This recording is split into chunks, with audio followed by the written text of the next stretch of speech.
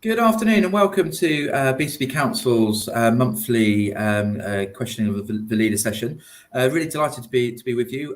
This is one of our second of a new format we're doing, so where we've extended the amount of time we've got effectively. So we're doing an hour in these sessions now, and what we're going to be doing is taking the first part of that session as a theme session. So we're going to be picking a topic a month, which has been really well received when we've done it before. Just as a general point, if there's topics you'd like us to cover on those theme sessions, please send them in or make them now, and we'll put them into our plan going forward. The session we've got today is on our summer readiness, summer response, effectively, which is effectively, we know we're a tourist destination, fantastic weather at the moment, so we're very busy. And what plans have we put in place to manage that really positively?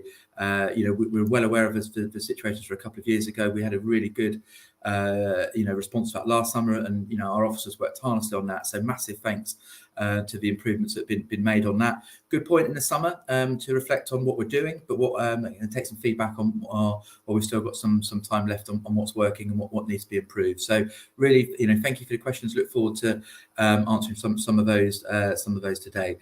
Okay, so just to also remind everybody that after this initial session on summer readiness, we're going to go to our usual normal session with me. So please put any of your comments, whatever platform you're on, whether that's YouTube, LinkedIn, Twitter, Facebook, please put your comments in as normal, and then I will directly answer those later. Just briefly going to introduce the team. We've got today to answer your questions about our summer response. We've got Chris Saunders, who is our director in that area, and we've got Beverly Dunlop, who's our portfolio holder. So we'll come back to those later when we get to the questions. First thing we do now is to run a video which talks a little bit about our what we're going to be talking about now. So perhaps if our team could run that, and then we get to your questions. Thank you.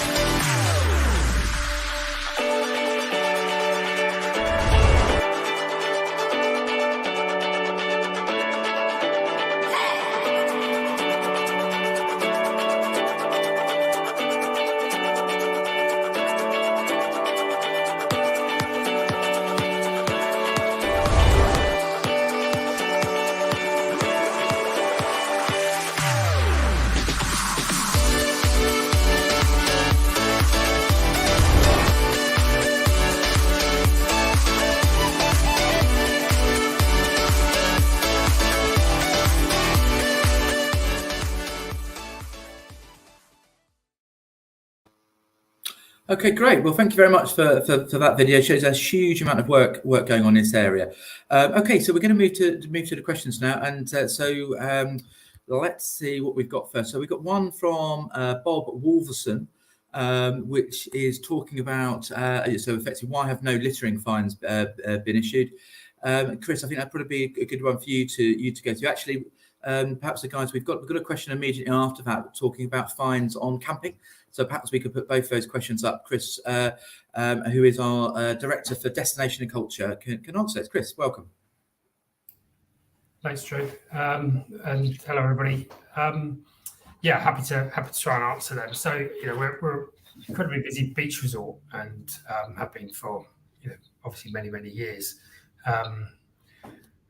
We used to be busy, and we've got some very experienced staff around that that are very dedicated to making sure that the place is clean and tidy. And it's just worth just reflecting that about, I think it's 93% customer satisfaction on cleanliness of beaches last year through our customer satisfaction survey.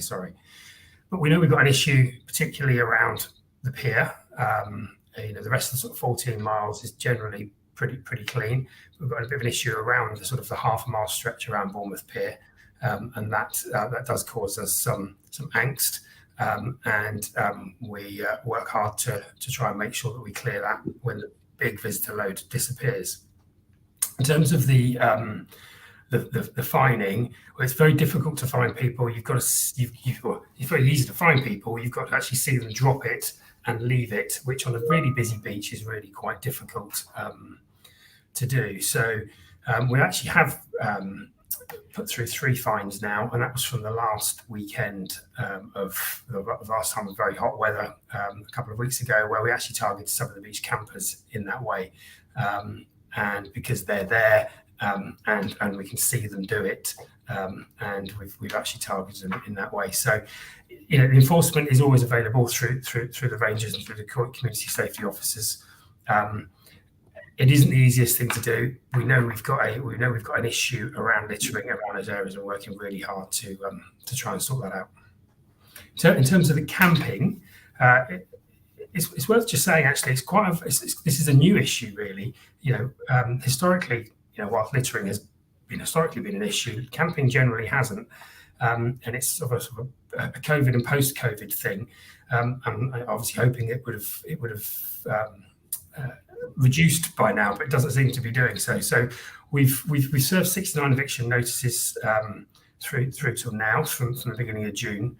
We don't allow camping on any of the beaches. We've got the rangers and the security team that are out early doors disrupting, and it's a pretty uncomfortable night's sleep with the beach tractors going through, waking people up, and those that do camp, risk a prosecution of £1,000. As I say, the team out there, they've got to evict them first and go through that eviction notice. And just to make it a bit more uncomfortable, as I say, that's one of the reasons we're sort of targeting some of them on the littering side as well. Okay, great, thank you. So we have issued fines on litter, but it's difficult. Legislation makes it difficult, and we're reminding everybody that it is illegal to camp on the seafront at the moment, and quite a number of times our officers have interrupted people doing that. So yeah, thank you. So there's a huge amount of work going on there. Okay, next question is so question on parking from David King. What are you going to do about the parking problems that happen every summer holidays? Yeah, David, I think it's a really a question on the forefront of a lot of people's mind.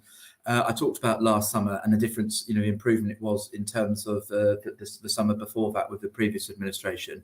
The thing I think when we reflected on it is still really challenging is parking effectively. So, we have been, we are regularly delivering record numbers of parking tickets effectively. I believe there's 36,451 parking tickets were issued between the 1st of April and the 7th of August.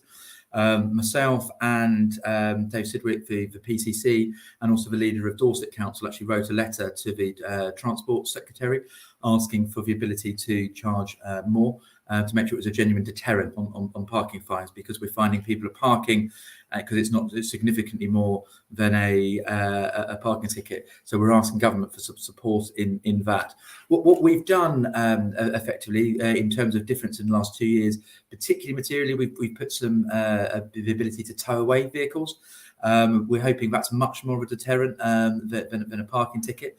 And I know so far, in that same period, 1st of April to the 7th of August, 51 times we've interacted with vehicles on towing, and majority of those times we've actually been able to tow those vehicles away.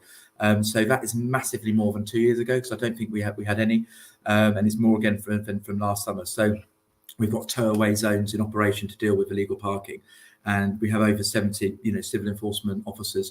We're deploying over those busiest of weekends. The other thing we've done is we put in the last year we installed the park and ride from Kings Park to Boscombe Pier, and also from the Poole Civic Centre down to sandbanks, and that's been successful. We've got people on it. We need to get more people on it, but that's been successful. So we're also looking at what extra parking we can deliver on the seafront effectively, or near the seafront, and how we can direct people to that as well. And I believe there's something coming forward on that in the September cycle. When we're looking at as well. So I think we've got to do more. We are doing more than we ever have done, and we welcome any suggestions. And what's really important, if there are particular issues, please feed them into us. If my email address is drew.mellor@bcpcouncil.gov.uk, I think there's an element we have to accept that we are a tourist destination and our road network will struggle to cope, but we've got to do everything we can. So we have improved it. We need to do more, and we will look to do more. So David, I hope that answers your question. Okay, I've got a question from Laura Bray. How do you manage animal welfare on the beaches in the summer? So many people bring dogs who are clearly suffering. Do your coastal rangers report issues to RSPCA or engage directly with dog owners? Chris, probably one for you again, where it's specifically about the rangers' response. Chris. Thanks, Drew. Yes, is the answer to the question. So about 50% of the beaches are dog friendly all year round, and about 50% have a restriction on where we don't welcome dogs on the beaches for very good reasons. If the rangers and the staff see dogs that are distressed, they will approach the member of public, or if it's pointed out to them, they'll approach the member of public. Hopefully they'll take the advice, and if not, then they will escalate it through to the police or whoever they need to do. They're often dealing with bird issues, and sometimes get called for dogs in cars and that type of thing. So yeah, something they do take seriously, and often something they prioritise at very busy times. Yeah, great. Okay, thanks for that, Chris. So let's go to a question on toilets, which is from Heather Cass. When are you going to provide adequate and decent toilet facilities for visitors? Maybe reopen those in Avenue Road, car park for a start. We all complain about people relieving themselves in gardens and the cliff top, etc. But where else can they go when they arrive after a long journey? Again, Chris, probably one for you. I'll come in talking about some of the wider things we're doing about toilets a bit more specifically about the seafront. Do you want to take that one, Chris? Yeah, sure. So I mentioned the visitor survey earlier, and I think in last year's visitor survey, we were achieving about 87% customer satisfaction on the cleanliness of public toilets, which is pretty phenomenal, actually, and something we're really, really very proud of. But we know that that and the cleanliness of the beach are the number one issues for people, and something that we resource up, and we have resourced up in this year as part of the summer response, and last year, to make sure that we've got extra cleaning cycles, and that we can get to some of the further reaches of the beaches in a timely fashion, and making sure that we've got staff in those places. We do get issues with toilets. The high footfall usage is always going to cause some issues. Common issues will be where people are putting things down there that they shouldn't be, and pumping station, things like that fail. And that sort of time, we've got call out arrangements, and we will take what action necessary. If it goes on a bit longer, we'll bring in some temporary units. But I just really sort of make the point that cleanliness of the beaches and cleanliness of the toilets are two sort of hygiene factors, literally. Without them, we really do know that visitors won't come, or they won't come back, and they're really very, very important for us.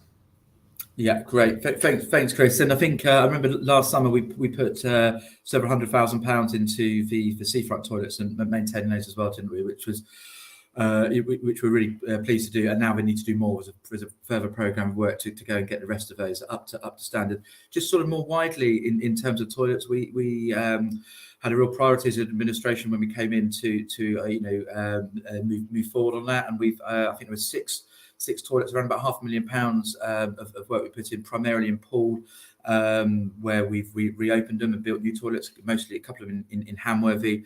And that program's been finished now, which is great. So I'm really pleased we've managed to get those opened and improved.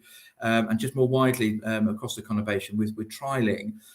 So I think it's 3 new toilets, effectively, which are modular toilets, which are self-cleaning.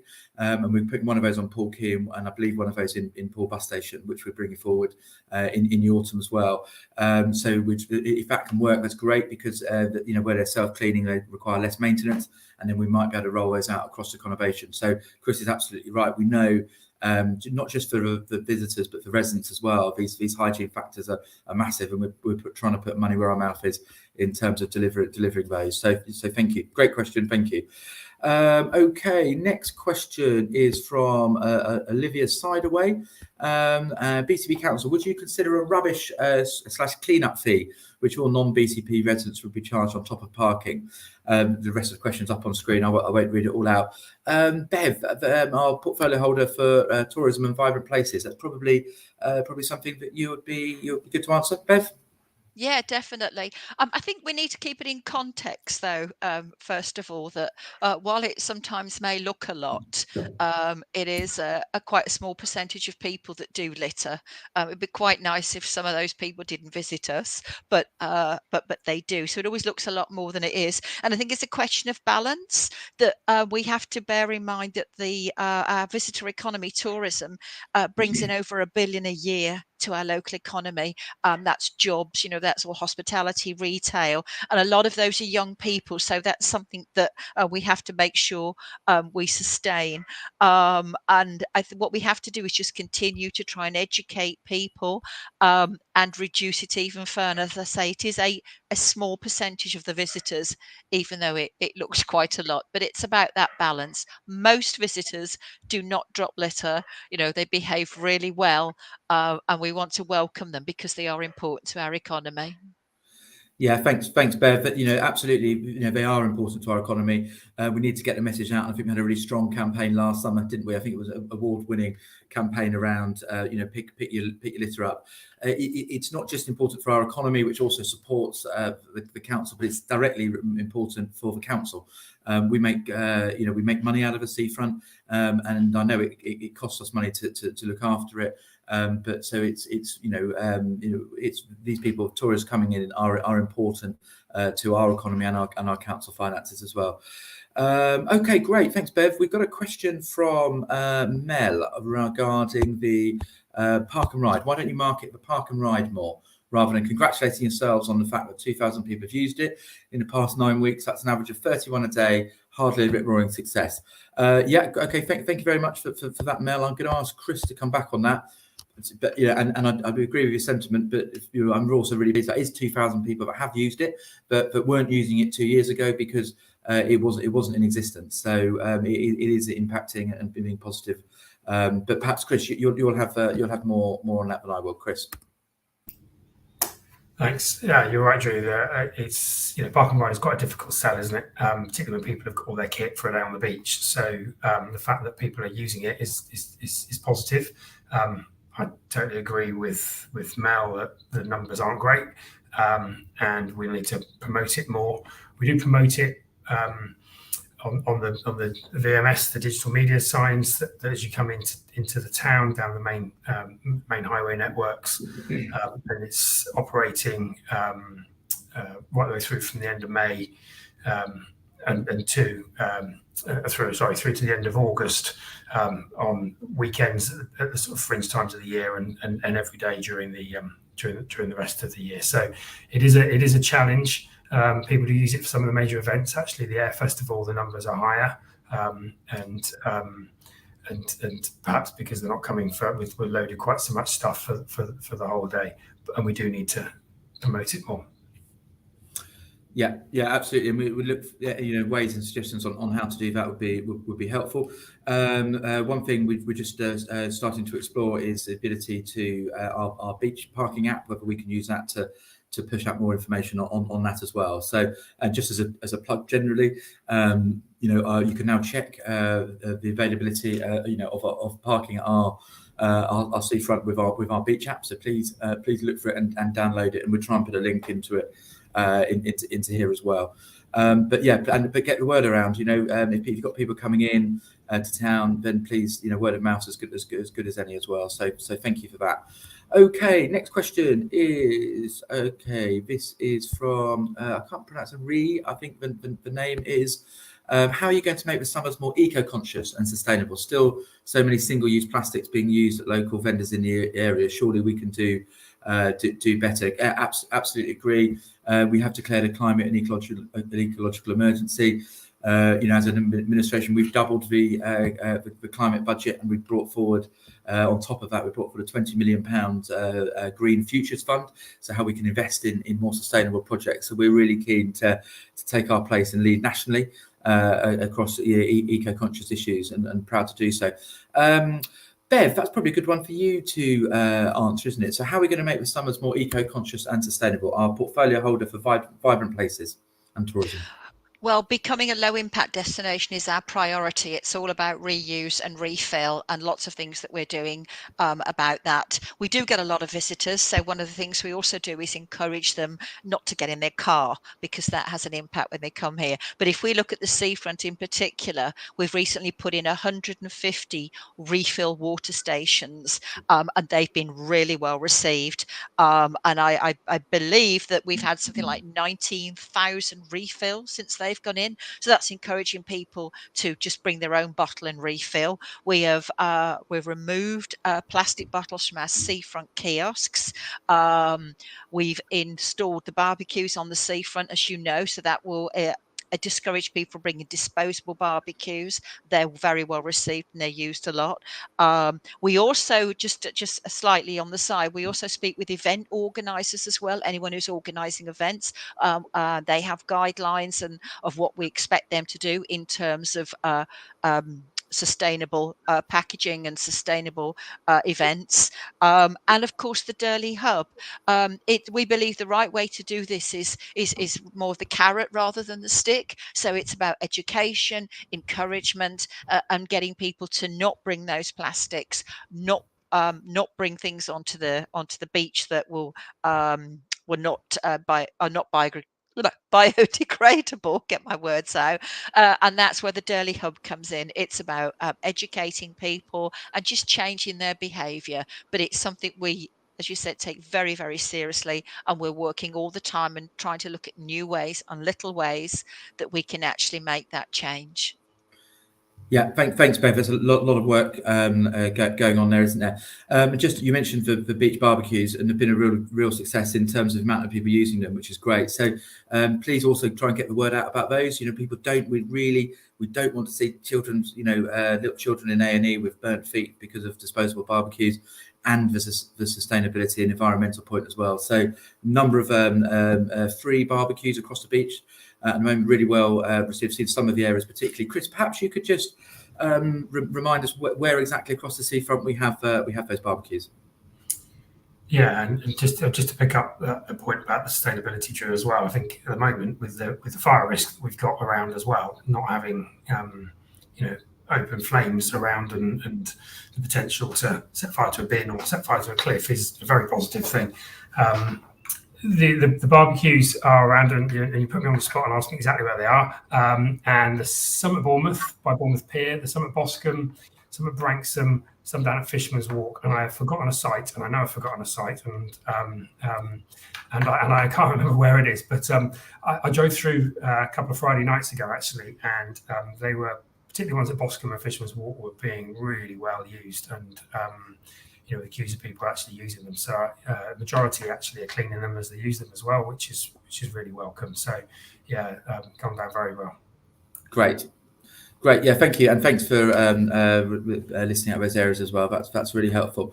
Okay, so got a question now from Robert King coming from Facebook. Question about yellow buses. Yeah, really sad situation there.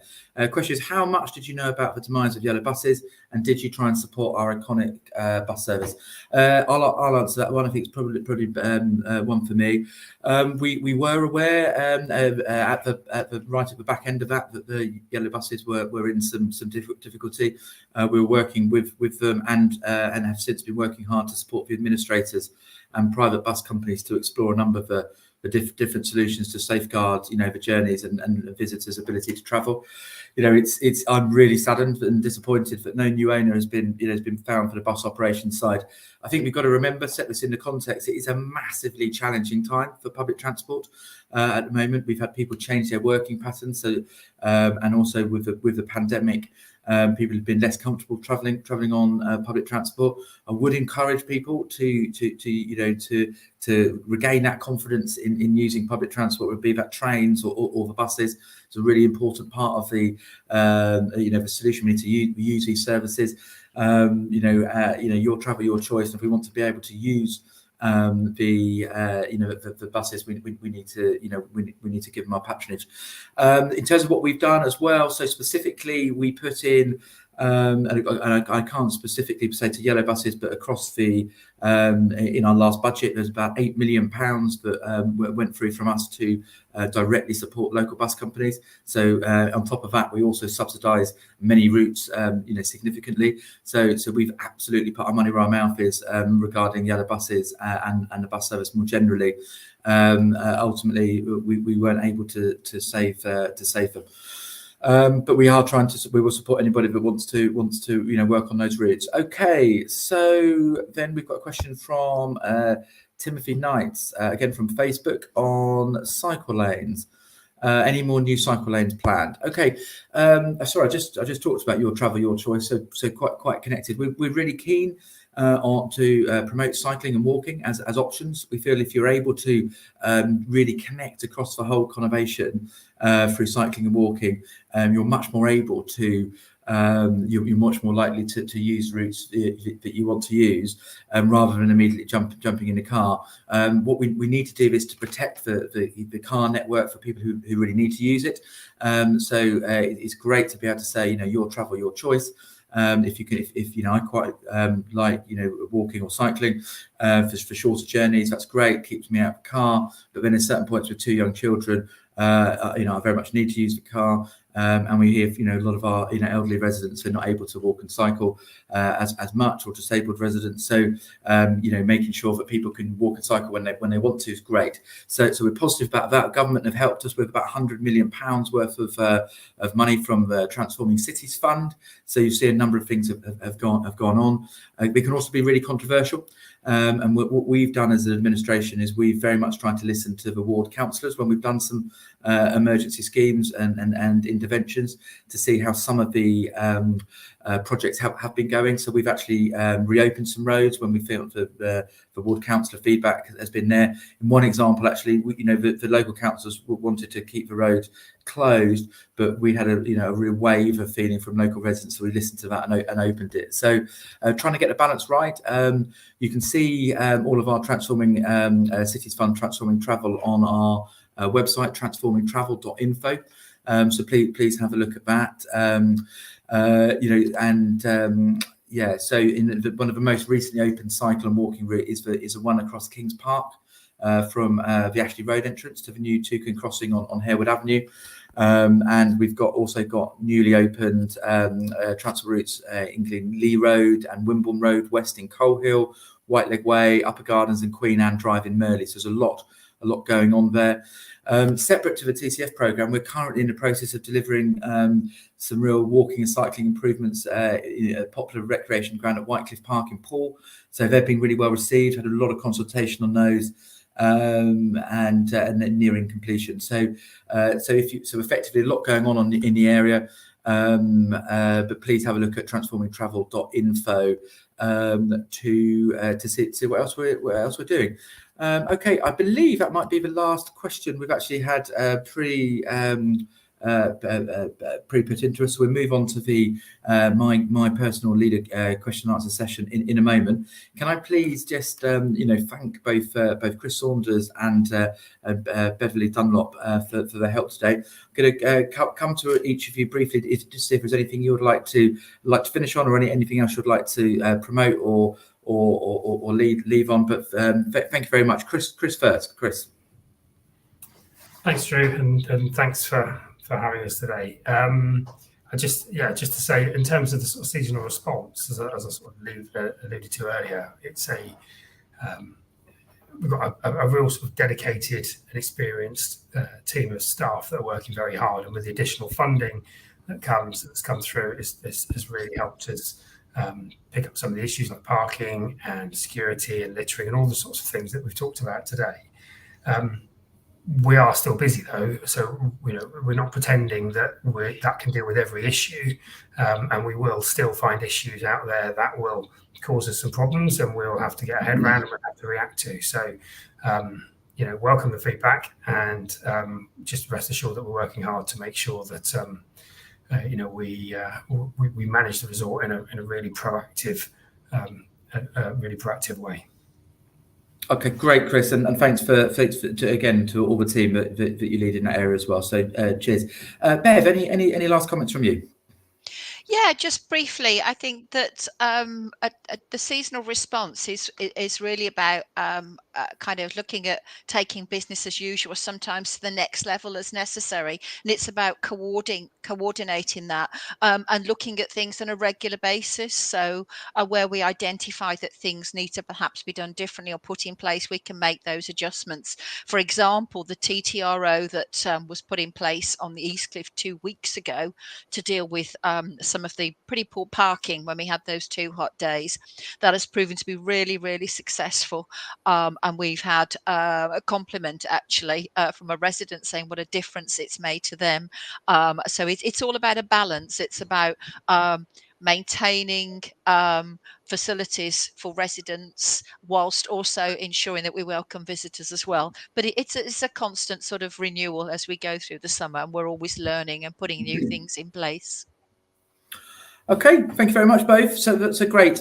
We will be doing another theme session next month as well. So please, any suggestions of what that should be or further things to look at, please let us know, and we'll bring the right officers and portfolio holders in for that. So okay, we'll say goodbye to Bev and Chris now, and we'll move to the session, which is an opportunity to ask me some questions. I will now go and have a look at some of those questions. Oh, yeah, okay. It's going to be a little mix here. I think there might be some summer response ones that have been asked now. Where we've got a little extra time, I'll also answer some of those now. So, Chapman Law 1231. I'm going to answer this briefly, but it's about towing because we've heard a response there. We actually had over 51 vehicles looked to be towed, and the majority of those were towed. So we are doing that, and we put forward literally tens of thousands of parking tickets. So a lot of work there.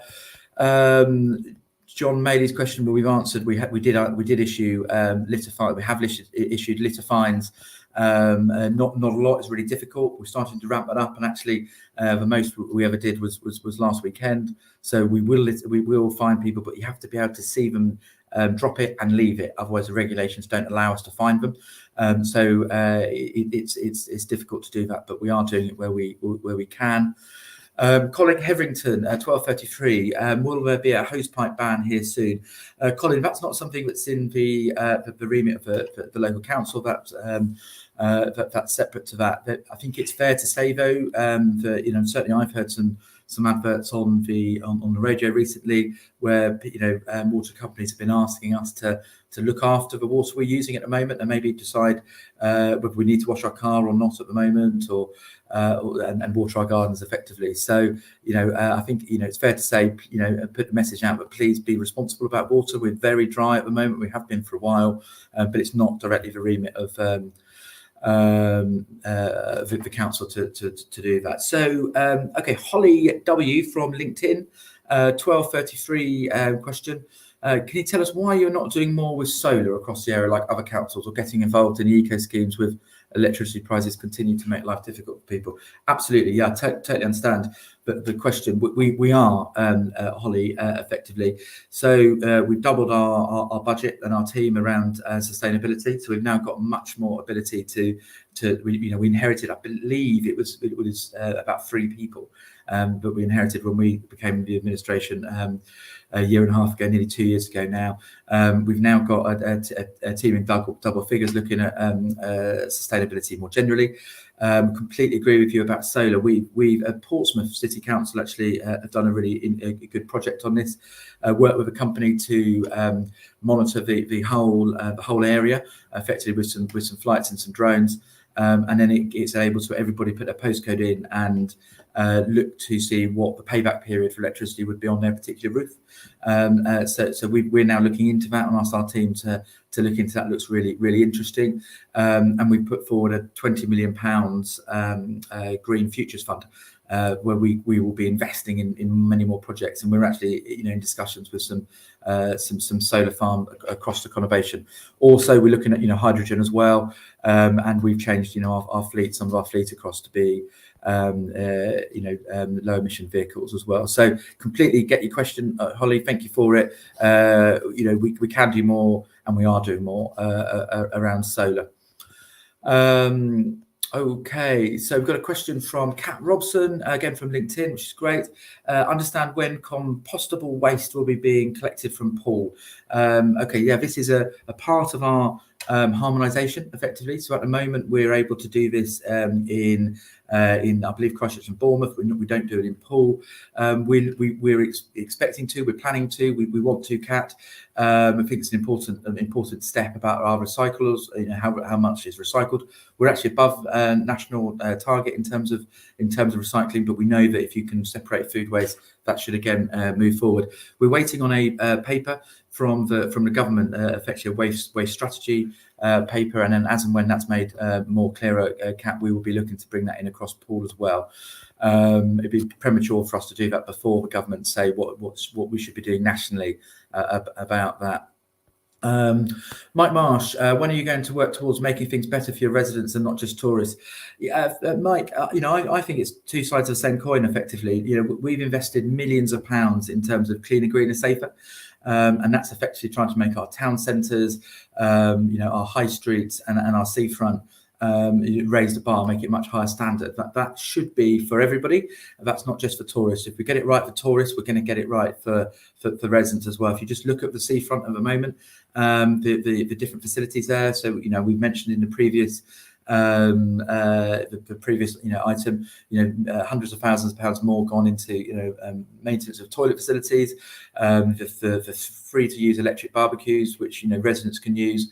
And I think residents do use more than visitors because we're more aware that they're there. We plan for, people can plan for them to be there. If you look at town centres now as well, we're really investing in and around homelessness. We're hoping to acquire a homeless hub as well. So there's a significant, and you can see, in our numbers in terms of homeless, particularly in Bournemouth town centre now, are really decreasing. So we're trying to raise the bar for everybody. We believe this is one of the best places in the country, if not the best place in the country to be, and we need to do our bit to raise the ambition for residents and visitors alike. Okay, let's see what else we have.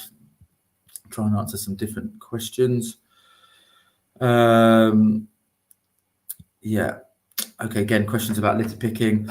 Okay, so I've got a question from Marcus Forbes Galvin, 1240. Increasing youth crime in the area is extremely worrying. What interventions are being put in place for youth population in this area? Property, vehicle damage and burglary seem to be on the rise. Marcus, I think that's a really valid question and comment, really. We've made safer, because mentioned cleaner, greener, safer. We've made safer a priority, so cleaner, greener, safer. We put in significant extra money in terms of our CSAS officers. So we're now, which is our council officers, for effectively uniformed, but have some police powers. Because we think antisocial behaviour, we need to tackle it more directly, and we are doing that. And I think it was an extra £500,000 in the February budget we put into that. We put in around about £250,000 into the last budget, so huge extra investment in antisocial officers. We're doing this in conjunction with Dave Sidwick, who's a Police and Crime Commissioner. Dave made his most of his campaign when he was elected over a year ago to be based on antisocial behaviour. It's a feeling of safe that matters. So we're working great, really well with the police and Dave in their new focus on antisocial behaviour. That's only part of it. I think what we also need to do, we need to recognise we need to provide more for our youth. We need to provide more services. We've currently got projects in looking at effectively where we can do more wheeled sports facilities, like where we can we be a national exemplar around skateboarding. We're in discussions with Skateboarding GB on that. We're in discussions about can we do more to invest in other sport areas like BMX. We've got actually, just as a plug, it's the BMX national championships which we're hosting in Bournemouth. So please look that out at the end of August. So we're trying to do more. So what we're trying to use is our Futures Fund, which is £50 million of effectively our LGR dividends. So when we merge the authorities, we've already saved £50 million a year. And we're planning to save a further £50 million a year. We're going to take £1.3 million of that, and that allows us to put £50 million of capital in. So we're going to try and use to support community centres, sports facilities, and a number of other things. So we're trying to provide more youth services effectively. So thanks for the question, Marcus. A really important one. Any particular issues? Again, please do. We've got report it function or my email again, as I've said before, drew.mellor@bcpcouncil.gov.uk. If we need to do more, we will do. Okay. So got a question. So then.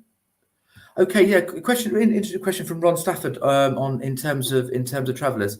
Why don't you find travellers who park illegally? Okay, a couple of parts to this, Ron, and I think hopefully it's actually getting the situation's improving this year. It's very set in law effectively what our approach needs to be, and our hands are tied to an extent when we have traveller incursions effectively.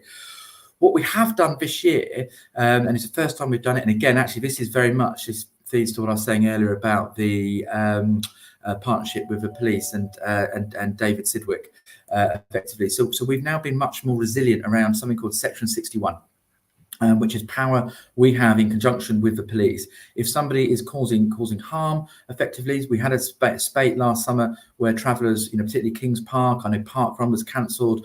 Another, so when it's impacting the community on public land, we actually can more forcefully remove travellers, and we've been doing that this year for the first time. So pretty much in every instance where travellers have been on public land, we've been able to move them within 1 day in working with the police. So first time we're doing it, it's really working well.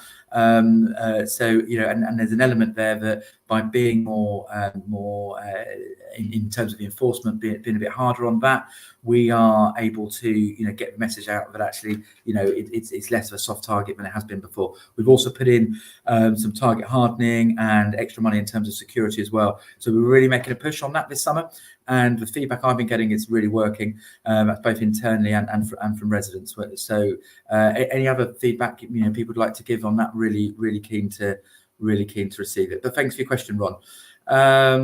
Okay. Fine.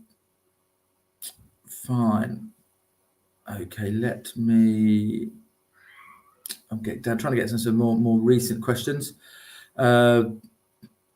Okay, interesting question from Mark Young. For 1244, whilst I appreciate there are tons of bins on the seafront, there is a distinct lack of bins elsewhere.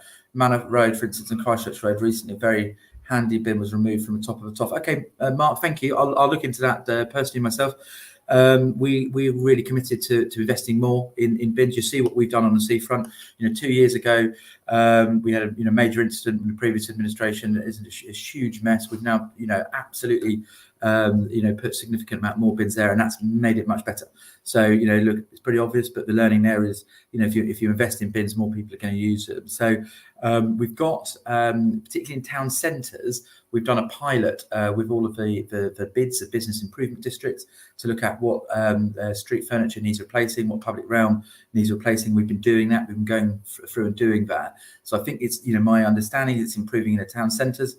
I'll take from your question that we need to look more widely, and I'll personally do that and have a look, and particularly around Manor Road, for instance, and Christchurch Road. So Mark, thank you for your question. I've got a question from Stella Ryan about when we hear details of timetables from the free bus routes taken away from. We've talked about this earlier. We've put significant support in terms of the two bus companies.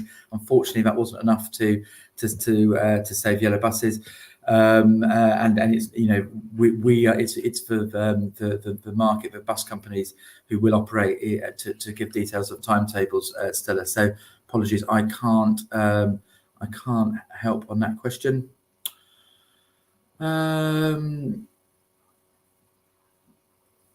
Okay, right, let's get down to some more recent questions. Haven't taken it. Okay, it's fine. So 1248, Robbie Jane Ellis, can we encourage commuters to use bikes as in Holland and have designated parking areas in and around the town that could cut back on carbon emissions? Yeah, Robbie, absolutely. We are doing that. Effectively, we're putting £100 million, or the government's invested £100 million into us around transforming travel. What we're trying to say is your travel, your choice. If you want to use a bike, are able to use a bike, should be able to. So we're now looking at bringing e-bikes on our Beryl scheme. Holland's really flat, obviously, and we're more hilly. So we think that the advent of the e-bikes is a real leveler, literally.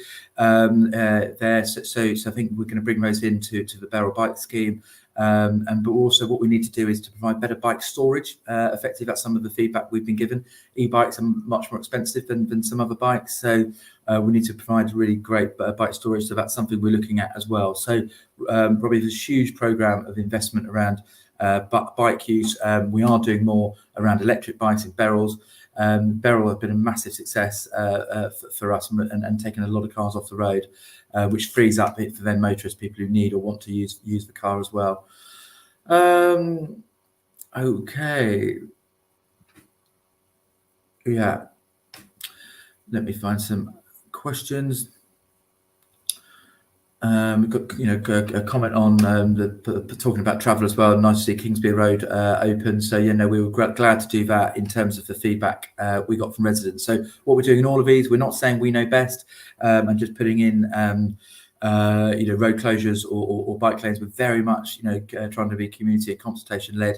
Particularly, we've done that in Oakdale, where Lorraine is referencing as well. So glad to see that's being positively received. Okay, yeah, so got a question from Sarah Dobson McCutcheon. What are we doing to make Bournemouth a more attractive town, bringing in tourist trade? Bournemouth, south of France, and a tip it is. Well, we're having some really positive feedback about it. It is improving. So the town centre and the seafront is improving. It's definitely significantly better than it was 2 years ago. A lot more investment has gone in. Our footfall numbers are still really good. We're also trying, what we're trying to do, Sarah, is to put more things on the seafront. You'll notice there's a number of pop-ups, more restaurant facilities now, the electric barbecues that have been really, really well used and received by families locally, so tourists and others. So we're trying to do a lot, actually, Sarah. We know we're not there yet. We know that we've got some really good feedback and data that the aggressive begging in Bournemouth is improving, that the less homeless people currently sleeping on the streets, and we're trying to do more with that. So there's a long way to go, but we've improved it, and we will look to do. Sarah, if there's anything particularly that you're seeing that just really doesn't really resonate with that, please let me know, and we will look into it. But effectively, 3.1 million in February we put into our Cleaner, Greener, Safer campaign. With and I believe something like £450,000. Just seeing a comment. £453,000 going into street cleansing particularly. So we're trying to put our money where our mouth is. Further to go. Okay, got a question from Scott Clark about potholes. Intended to write to government, but appreciate thoughts of our local council. Repairing potholes tends to be a reactive solution when they're reported by the public. How about being proactive? Okay, yeah, fine. I get the gist of the question. Scott, yeah, thank you. I think this is a really important point, and you're right. Actually, it is a local and a national issue. So the state of our roads, these are billions of pounds, of issue effectively, and so government will have to, respond to that rather than just locally. What we've done is we've put in place some extra funding in the last year's budget. I believe it's £600,000. I'll see if I can get that number, or one of our colleagues can get that number for me clarified. But we put extra money in the last budget so we could do more ourselves, and we are doing with our pothole patrol. I like your point around effectively having an app where people can report things. We are doing that. So it's part of our transformation program. We've currently got a report it function, which I'm sure the team will put up on screen. How you can report things at the moment. What we're going to be moving towards is an app, effectively, that when you can literally should be able to take a picture of something, send it in that directly, immediately, whether that's on social media or directly, and it will pick that up and it will make a case note out of that, and officers will respond to it. So absolutely, that's what we're doing. We're expecting that type of functionality to be rolled out next year, in the next financial year.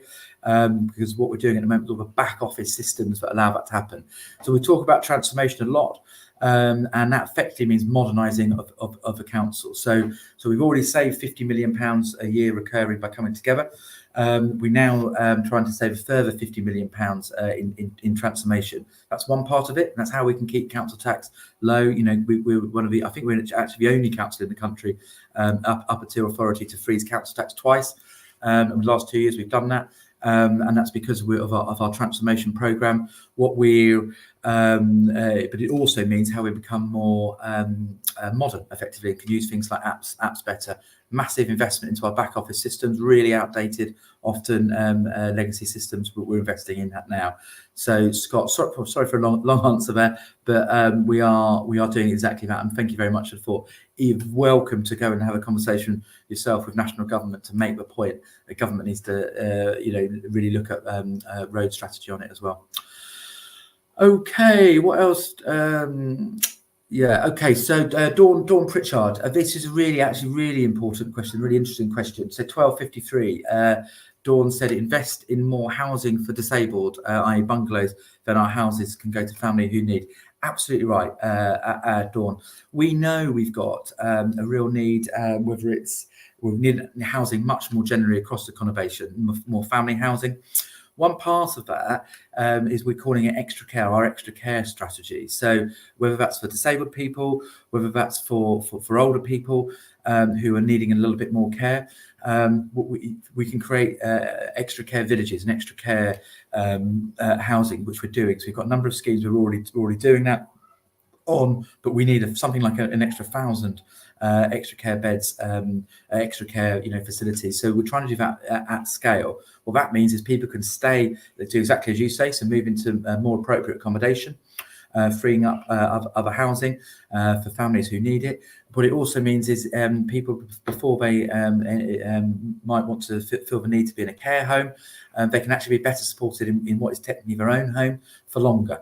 That's much better for people's health and quality of life, but it's also less expensive, for us. So we've recently moved our investment threshold, our borrowing threshold, or in the process of doing so, up by effectively another £500 million.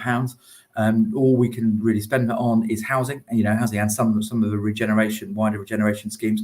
So we're trying to take a much bigger position in terms of investing and building housing ourselves. we want to invest effectively £500 million into it, which will allow exactly what you're talking about. What we'll also do, that will be providing an asset for future generations. So, we will borrow effectively for over 50 years to fund that. When, these types of assets, houses, we know capitally appreciate, they go up in value, the debt gets paid off. So every day we're creating more value for our future generations, because it's really important to us to retain the assets we've got, invest in more of them. So, hopefully that answers your question. So completely agree with you. It's exactly what we need to be doing, and it's something we are starting to really do now at some pace. Okay. So again, we had a question about yellow buses. I'm not going to answer. I probably won't best keep on with that. We were working with them to try and support them. We did passport, I believe the number was about £8 million in our last budget to bus companies, and a number of other subsidised routes as well. But unfortunately, that wasn't enough to save them. So there we go. Okay, let me see what we can do. Catherine Avery, do BCP provide leaflets for tourist attractions in the local area, also maps? I'm a bit not sure who to contact. Catherine, I'll let one of our team come back on that question specifically. They will be able to, in this, find out and come back exactly how you need to link in. We do a lot with the Destination Management Board in terms of how tourism is, tourists are welcome. So there will be a solution there, but our team will let you know about that. Okay, so Kay Henderson, 1255, concern about climate problems. Do you not think covering area with so much concrete building, so many houses and gardens and on playing fields, we need the open spaces for our health and well-being? Lots of deep subject that, Kay, and thank you very much for the question.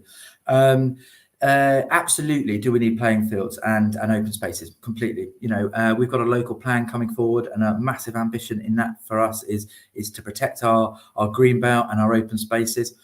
We've come forward with a green space strategy that is really trying to invest more in that, rather than allow these to be built on.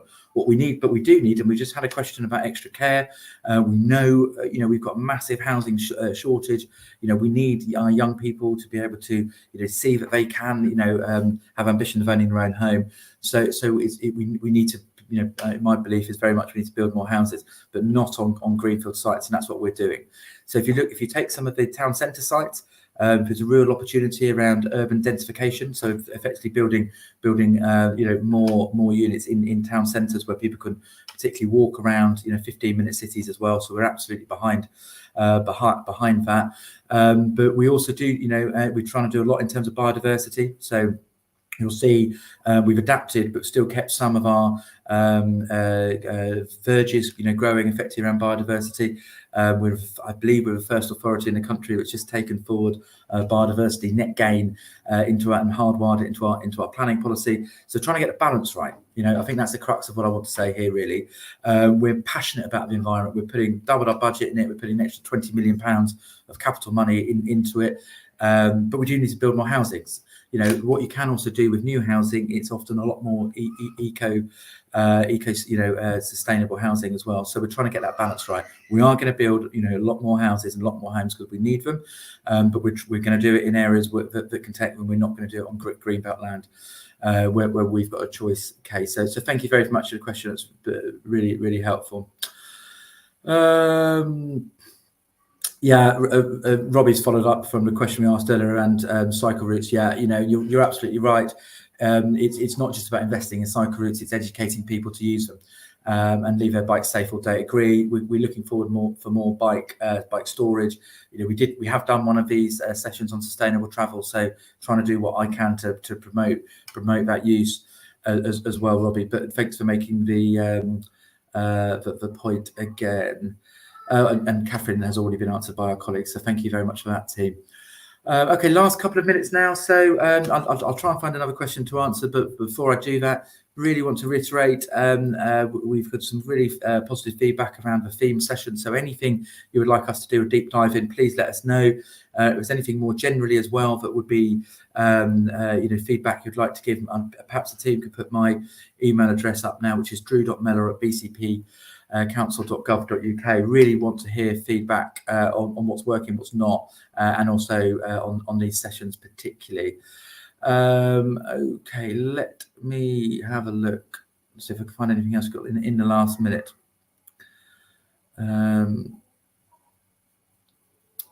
Yeah, okay. Yeah, more questions about yellow buses, which I understand. Okay, last question in terms of the Lansdowne area. So Catherine Avery, let's answer that question.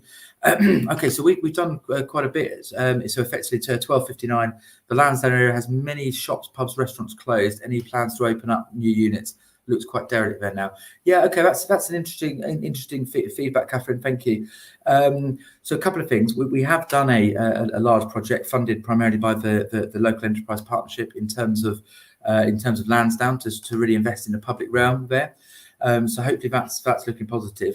I think the area is under some change at the moment, particularly any sort of high street area through COVID has changed, and areas need to reimagine themselves effectively.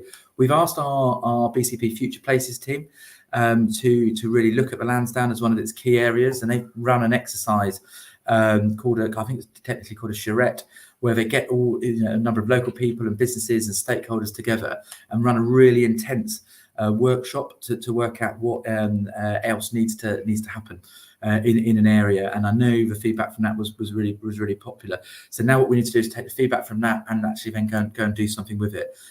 We're a key stakeholder there. We've also run those in a number of other areas, particularly Westover Road. I think that's a similar thing. You probably could have taken that Lansdowne and put Westover Road there. So we are really trying to get behind those areas and use the best people we can nationally to support us in terms of how to do that. Okay, fine. We're over time now, so just for me to say thanks everybody so much for the questions they put in. Really appreciated, and we would look forward to do this again next month. Anything you would like to ask, please do. Any sessions you'd like us to run, please let us know, and do email me in the meantime. Please don't wait for these sessions. If there's something on your mind, we'd like to hear about it now. Thank you. Enjoy the rest of summer. Wonderful weather we're having. Stay safe and look forward to being on here soon. Many thanks. Bye-bye.